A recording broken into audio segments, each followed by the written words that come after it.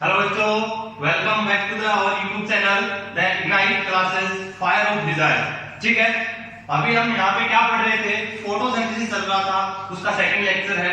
Photosynthesis के अंदर अपन क्या देख रहे थे? अर्लियर जो एक्सपेरिमेंट्स थे फोटोसिंथेसिस के बारे में, उसके बारे में अपन को देखना था। बहुत सारे साइंटिस्ट को अपन ने एक्सपीरियंस के अंदर देख लिया था।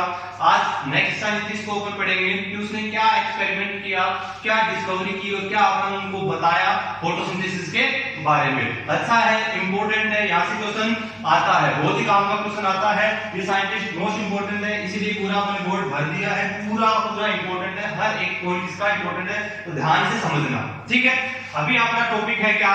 एक साइंटिस्ट थे Cornelius Van Niel. Cornelius Van Niel, इन्होंने क्या एक्सपेरिमेंट किया था? इससे पहले एक अपन ने साइंटिस्ट पढ़ा था इंजन हाउस का, साइंटिस्ट पढ़ा था इंजन हाउस। उसने एक्सपेरिमेंट किया था, उससे क्या हो रहा था? उन्होंने क्या बताया था कि ऑक्सीजन कौन रिलीज करता है? प्लांट के ग्रीन पार्ट्स। प्लांट के ग्रीन पार्ट क्या करते हैं? ऑक्सीजन को रिलीज करते हैं। ठीक है, लेकिन उन्होंने ये नहीं बताया कि ऑक्सीजन कहां से निकल रही है, कौन सा ऐसा सबस्ट्रेट है या कौन सा रिएक्टेंट है जिससे ऑक्सीजन प्रोड्यूस हो रही है। ठीक है, तो इसके बारे में जो डिटेल स्टडी करी, एक्सपेरिमेंट किए, फिर प्रूव किया, वो किया था कॉर्नेलियस वॉन नील ने। तो कॉर्नेलियस वॉन नील ने क्या किया? सुनना, यहाँ पे सबसे पहले तो है कि माइलस्टोन कंट्रीब्यूशन, कि इनका जो कंट्रीब्यूशन था फोटोसिंथेसिस को समझने में, फोटोसिंथेसिस को समझने में जो इनका कंट्रीब्यूशन था वो माइलस्टोन कंट्रीब्यूशन था, मतलब बहुत बड़ा कंट्रीब्यूशन था। क्योंकि फोटोसिंथेसिस के अंदर एक मोस्ट इंपोर्टेंट जो रिएक्टेंट रिलीज हो रहा है, जो अपना गैस रिलीज हो रही है, वो कौन है? ऑक्सीजन है, जो कि बहुत ही इंपॉर्टेंट है। तो उसके बारे में इन्होंने बताया था कि ऑक्सीजन कहां से रिलीज हो रही है, कौन रिलीज कर रहा है। तो इनका माइलस्टोन कंट्रीब्यूशन था किसमें? To understanding of photosynthesis, photosynthesis को समझने में। ठीक है, चलो देखते हैं इन्होंने और क्या किया था। ये क्या थे? माइक्रोबायोलॉजिस्ट थे, मतलब माइक्रोबायोलॉजी के क्या थे? साइंटिस्ट थे। इन्होंने क्या किया? इन्होंने क्या लिए थे? पर्पल एंड ग्रीन बैक्टीरिया को अपने एक्सपेरिमेंट के अंदर कंसीडर किया था। पर्पल और ग्रीन बैक्टीरिया को, पर्पल और ग्रीन बैक्टीरिया की खास बात क्या है कि ये फोटोसिंथेसिस करते हैं, तो फोटोसिंथेसिस के अंदर वाटर कंज्यूम नहीं करते हैं। वाटर की जगह हाइड्रोजन सल्फाइड यूज करते हैं, H2S। कैसे, किसके लिए इन्होंने H2S को यूज किया उसको देखते हैं। हम जनरल इक्वेशन देखते हैं किसकी? फोटोसिंथेसिस की, कि कार्बन डाइऑक्साइड वाटर के साथ रिएक्ट करती है in the presence of sunlight and chlorophyll to produce oxygen and carbohydrate. ठीक है, यहाँ पे अपन एक बैलेंस इक्वेशन नहीं लिखी है, अभी सिंपल इक्वेशन लिखी है। बैलेंस इक्वेशन अपन आगे बढ़ेंगे, जब फोटोसिंथेसिस कंटीन्यूअस आगे बढ़ता जाएगा उसके बाद देखेंगे। अभी जनरल इक्वेशन है कि इसके अंदर होता क्या है? कार्बन डाइऑक्साइड वाटर आपस में रिएक्ट करते हैं सनलाइट और क्लोरोफिल की प्रेजेंस में, और क्या रिलीज होती है? ऑक्सीजन, और क्या बनता है? शुगर। यहाँ पे जो अपना शुगर बनता है वो शुगर क्या बनता है? ग्लूकोज की फॉर्म में बनता है। क्या बनता है? ग्लूकोज बनता है, और प्लांट में बाद में जाके क्या हो जाता है? वो स्टार्च के रूप में स्टोर हो जाता है। प्लांट में क्या होता है? स्टोर हो जाता है। कल भी अपने बताया था कि प्लांट के अंदर जो फर्स्ट विजिबल जो केमिकल कंपाउंड है वो क्या होता है? स्टार्च होता है। जूलियस बोर्नशेल्स ने बताया था। ठीक है, वैसा ही है। इन्होंने ये देखो CO2 है, CO2 कहां से ले रहा है प्लांट? कि CO2 कहां से ले रहा है? CO2 ले रहा है अपने एनवायरनमेंट से। कहां से ले रहा है? अपने एनवायरनमेंट से। अरे CO2 तो पूरे दिन छोड़ते रहते हो, वही कार्बन डाइऑक्साइड एनिमल्स वगैरह है और अधिक जगह से कहां से CO2 निकल जाती है पता ही नहीं चलता। ठीक है, तो CO2 प्रोडक्शन हो रहा है, तो वो कौन लेते हैं? प्लांट लेते हैं। किसके थ्रू लेते हैं? वो प्लांट में क्या होती है? लीफ, और लीफ में क्या है? उन लोगों को पता है स्टोमेटा। क्या होता है? स्टोमेटा के थ्रू क्या करते हैं? कार्बन डाइऑक्साइड को ये लेते हैं, और वाटर कहां से एब्जॉर्ब करते हैं? रूट से। वाटर कहां से एब्जॉर्ब करते हैं? रूट से इनको वाटर मिलता है एनवायरनमेंट से। स्टोमेटा के थ्रू इन्होंने कार्बन डाइऑक्साइड को एब्जॉर्ब कर लिया, डिफ्यूजन प्रोसेस के थ्रू अंदर डिफ्यूज कर लिया। ठीक है, अब जब सनलाइट और क्लोरोफिल की प्रेजेंस में जब इन दोनों की रिएक्शन होती है तो क्या बनता है? शुगर बनता है। किसकी फॉर्म में? ग्लूकोज, जो कि आगे आगे स्टोर हो जाता है किसके रूप में? स्टार्च के रूप में। ऑक्सीजन क्या होती है? रिलीज होती है, जो कि अपने लिविंग ऑर्गेनिज्म, जो एरोबिक ऑर्गेनिज्म है उनके लिए एसेंशियल है, जिनका रहने के लिए आवश्यक है। ऑक्सीजन यहाँ पे रिलीज हो रही है। तो इस प्रोसेस में तो वॉन नील ने क्या देखा कि ये जो प्रोसेस हो रही है, यहाँ पे जो ऑक्सीजन निकल रही है, यहाँ पे जो ऑक्सीजन निकल रही है वो ऑक्सीजन कहां से आती है? यहाँ से जो ऑक्सीजन निकल रही है वो ऑक्सीजन कहां से आती है? वोन दिन थे, उनका अपन ने एक फोटो भी दिखाया है यहाँ पे। क्या सोच रहे हैं, where does the O2 comes from, कि ऑक्सीजन कहां से आ रही है, वो वाटर से आ रही है कि कार्बन डाइऑक्साइड से आ रही है। क्योंकि यहाँ पे अपन देख रहे हैं दो लेस CO2 और वाटर, तो वो देख रहे थे कि CO2 से ऑक्सीजन निकल रही है या वाटर से। तो सोच रहे थे कि अब क्या किया जाए। तो उन्होंने क्या किया, यहाँ पे जब वाटर यूज हो रहा था तो उसकी जगह उन्होंने क्या किया, पर्पल और ग्रीन बैक्टीरिया लिए। क्या लिए, पर्पल और ग्रीन बैक्टीरिया लिए। पर्पल और ग्रीन बैक्टीरिया क्या करते हैं, बाकी जो अपने ग्रीन प्लांट्स एंड जो ब्लू ग्रीन एल्गी है, green plants and blue green algae है, जो फोटोसिंथेसिस करते हैं उस टाइम क्या जो करते हैं, ये वाटर को कंज्यूम करते हैं, वाटर से फोटोसिंथेसिस की प्रोसेस करते हैं। जबकि अपने पर्पल और ग्रीन जो बैक्टीरिया है, पर्पल और जो ग्रीन बैक्टीरिया है, वो वाटर की जगह क्या कंज्यूम करते हैं, H2S को यूज करते हैं। इसको हाइड्रोजन सल्फाइड को यूज करते हैं, H2S को यूज करते हैं। तो इन्होंने क्या किया अपने एक्सपेरिमेंट के अंदर, water replaced with H2S, water की जगह इन्होंने क्या डाला, H2S दिया। किनको, पर्पल और ग्रीन बैक्टीरिया को। जब देखा कार्बन डाइऑक्साइड की प्रेजेंस में जब H2S दिया गया तो इन्होंने क्या देखा कि सुगर कंटेंट बना, तो सुगर बना और साथ में क्या निकली, इनमें जो रिलीज हुई वो कौन हुई थी, सल्फर गैस रिलीज हुई थी। और जो सुगर था, जो सुगर अपना बना था, ग्लूकोज जो बना था, उसके अंदर सल्फर क्या थी, एब्सेंट थी। उसके अंदर सल्फर क्या थी, एब्सेंट थी। उसने उसके बेसिस पे उन्होंने क्या कंक्लूजन निकाला कि यहाँ पे जो H2S है, H2S ऐसा सोर्स है जहां से सल्फर निकला है, इसके बेसिस पे वॉन मीन ने क्या बताया कि अपन को कि जो ऑक्सीजन है वो रिलीज हो रही है कहां से, वाटर से रिलीज हो रही है। कहां से रिलीज हो रही है, वाटर से रिलीज हो रही है, क्योंकि उन्होंने वाटर को रिप्लेस किया था H2S की सहायता से। तो इससे उन्होंने बताया कि क्या हो रही है, ऑक्सीजन रिलीज हो रही है। ठीक है, और क्या बताया उन्होंने, क्या बताया कि जो H2S है, जो H2S है, H2S यहाँ पे सोर्स है, यहाँ पे एक ऐसा सोर्स है जो हाइड्रोजन प्रोवाइड कर रहा है। क्या प्रोवाइड कर रहा है, हाइड्रोजन प्रोवाइड कर रहा है। मतलब H2S से क्या हो रहा है, हाइड्रोजन निकल रहा है, किसके साथ रिएक्ट कर रहा है, कार्बन डाइऑक्साइड के साथ। मतलब H2S से हाइड्रोजन निकल रहा है। Removal of hydrogen is called oxidation. तो यहाँ पे H2S क्या है, ऑक्सीडाइजिंग एजेंट है, जो कि ऑक्सीकरण हो रहा है। इसका क्या हो रहा है, ऑक्सीडेशन हो रहा है। इसका ऑक्सीडेशन होने से क्या दे रहा है, ये H+। हम लोग केमिस्ट्री में पता है तुम लोगों को कि H+ का अपना क्या है, ऑक्सीडेशन होता है। तो यहाँ से H+ हटा है और किसके साथ एक किया है, कार्बन डाइऑक्साइड के साथ। तो कार्बन डाइऑक्साइड के साथ तो हाइड्रोजन जुड़ा है, addition of hydrogen is called reduction. तो यहाँ पे कार्बन डाइऑक्साइड को इसने रिड्यूस कर दिया, किसके अंदर, शुगर के अंदर रिड्यूस कर दिया, क्योंकि ग्लूकोज बन गया, जो कि आगे जाके स्टोर हो जाता है किसके रूप में, स्टार्च के रूप में।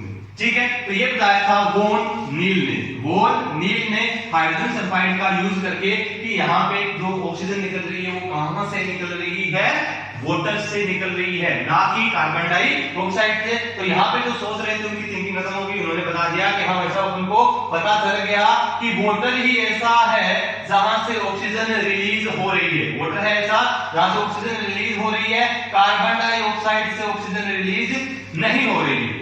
अब इसी एक्सपेरिमेंट को आगे और प्रूव करने के लिए एक साइंटिस्ट और आए थे। इसी एक्सपेरिमेंट को इन्होंने बता दिया था, जिनका जो श्रेय है वो इन्हीं को जाता है। ठीक है, इसके बाद क्या बताया था, प्रोफेसर मार्टिन कामिन आए थे।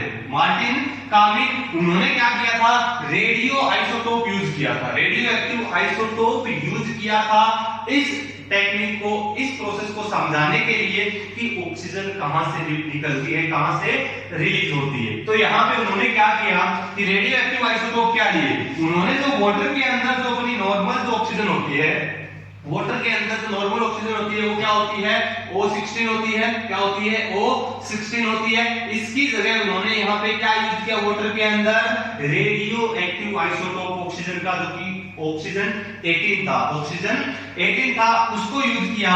जब इन्होंने ये वाटर यूज किया, रेडियो एक्टिव वाटर, क्या यूज किया इन्होंने, रेडियो एक्टिव वाटर जब यूज किया, जब कार्बन डाइऑक्साइड के साथ ये रिएक्ट कर रहे थे इन the presence of sunlight and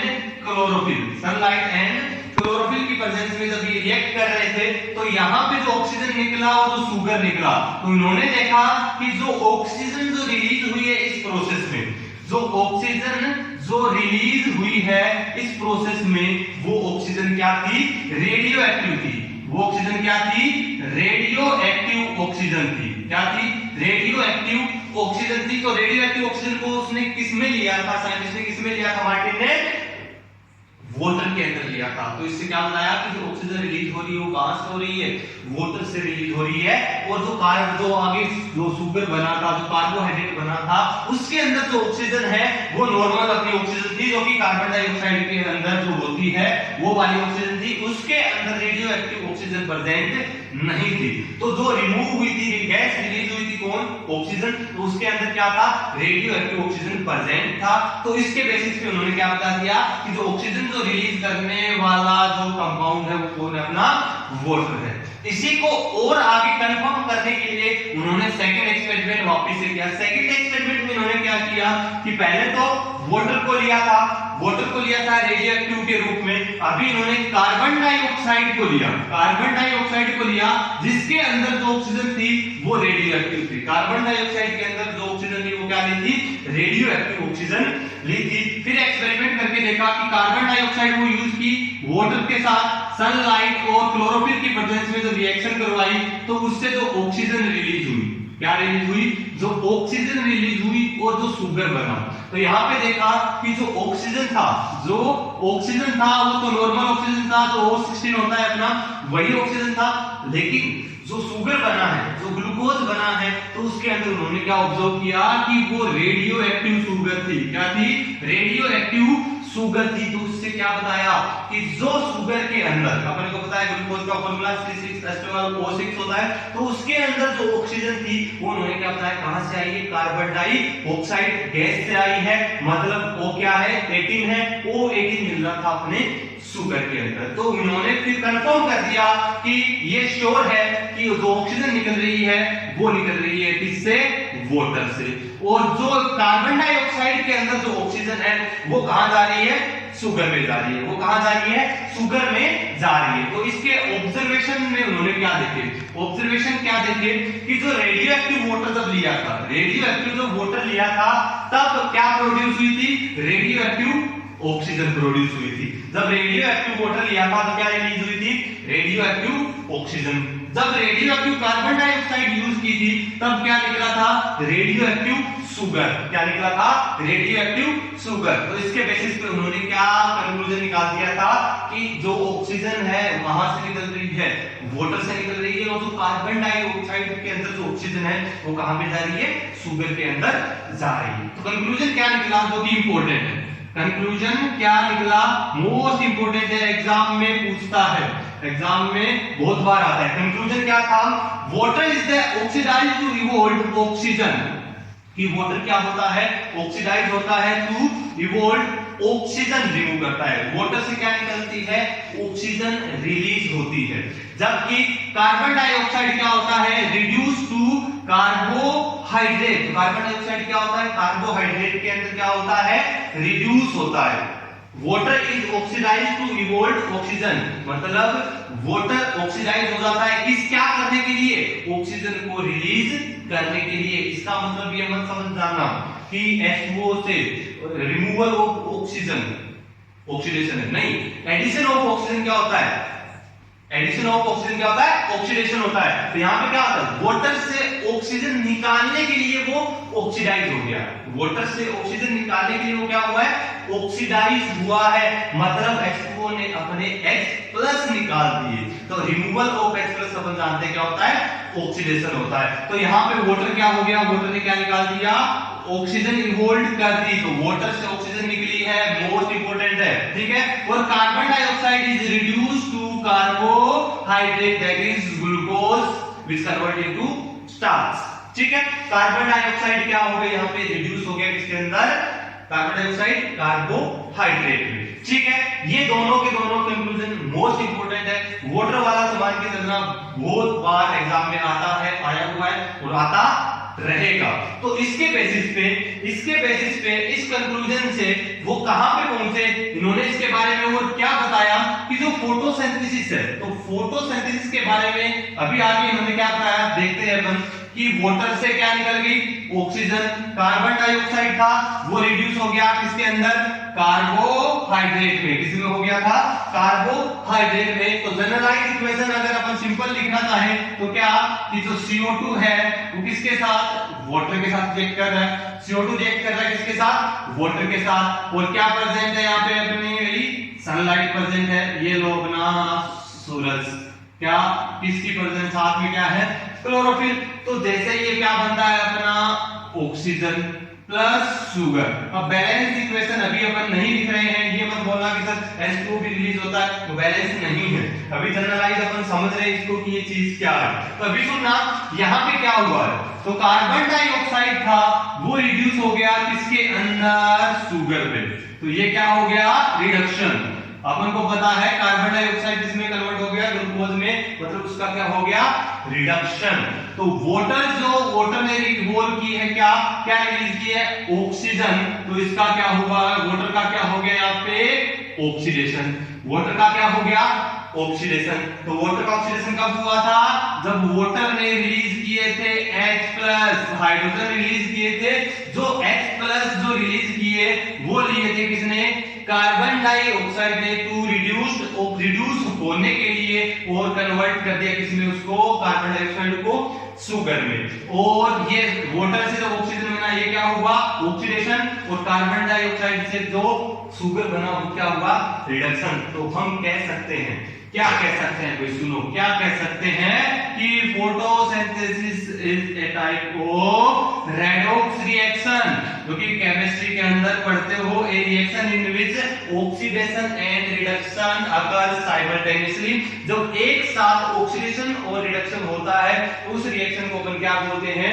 redox reaction बोलते हैं। तो फोटोसिंथेसिस क्या है एक रेडॉक्स रिएक्शन है। तो फोटोसिंथेसिस के अंदर अपन और चीज भी ऐड कर सकते हैं, क्या कर सकते हैं, कल अपन ने इनके बारे में लिखा था कि एक क्या है एनाबॉलिक प्रोसेस है, क्या है एनाबॉलिक प्रोसेस है, और क्या लिखा था कि ये फिजियोकेमिकल प्रोसेस है, और क्या लिखा था अपन ने कि ये एक एंडोथर्मिक प्रोसेस है। नेक्स्ट इसके अंदर अपन पॉइंट क्या ऐड कर सकते हैं कि photosynthesis is a redox reaction in which oxidation and reduction occurs, ठीक है। तो इसके अंदर ऑक्सीडेशन और रिडक्शन होता है, तो इससे प्रूव होता है कि अपना जो फोटोसिंथेसिस है वो क्या है एक प्रकार की रेडॉक्स रिएक्शन है।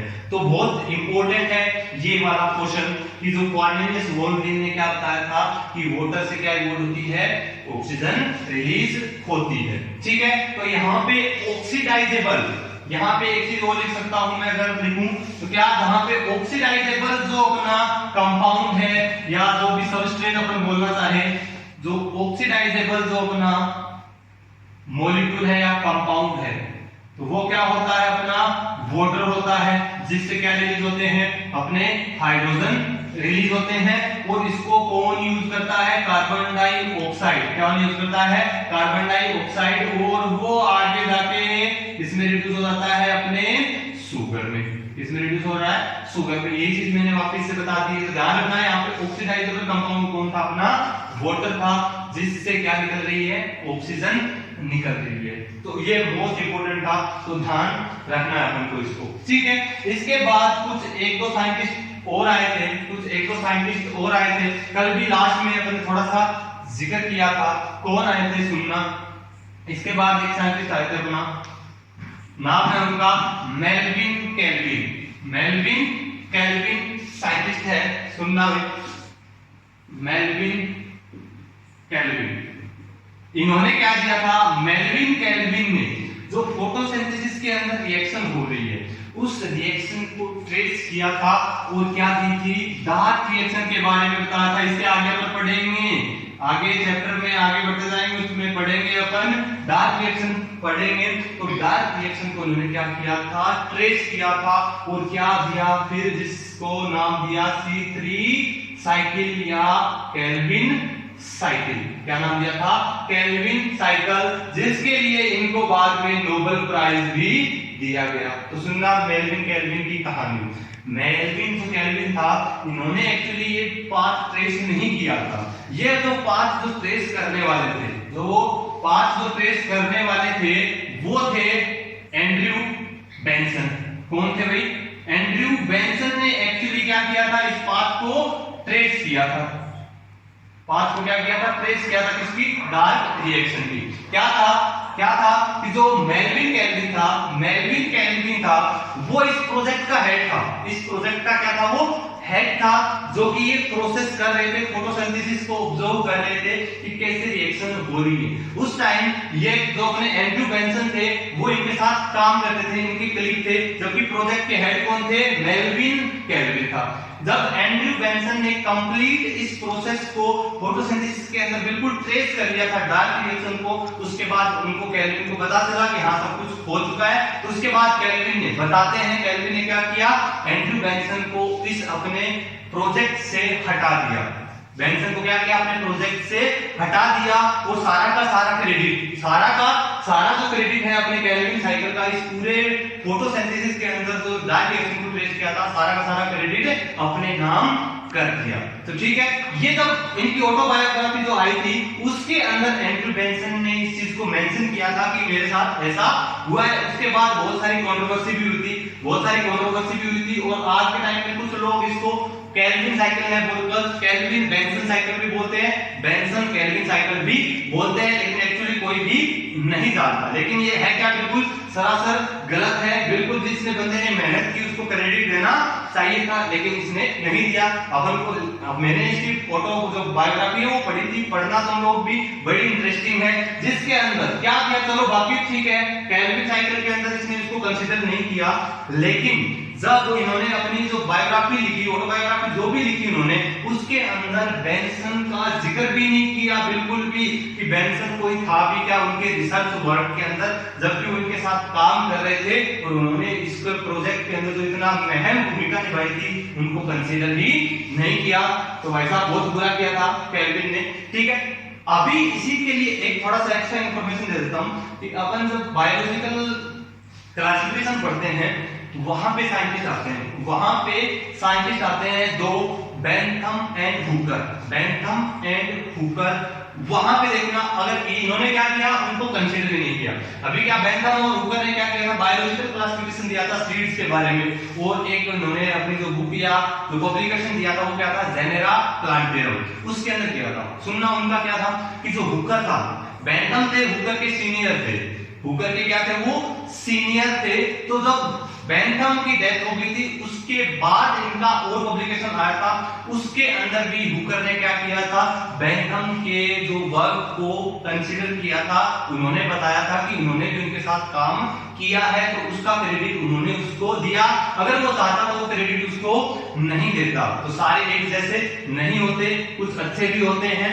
तो जिंदगी में ध्यान रखना, नॉट लाइक कैल्विन, कैसे बनना है तुमको? हुकर के जैसे बनना है, जिसने अपने सीनियर को क्रेडिट भी दिया, किसी के काम को आगे प्रोत्साहित किया। ठीक है, तो आज की क्लास अपन यहीं पे खत्म करते हैं। ठीक है, मिलते हैं अपन ब्रेक के बाद, तब तक के लिए टाटा बाय बाय।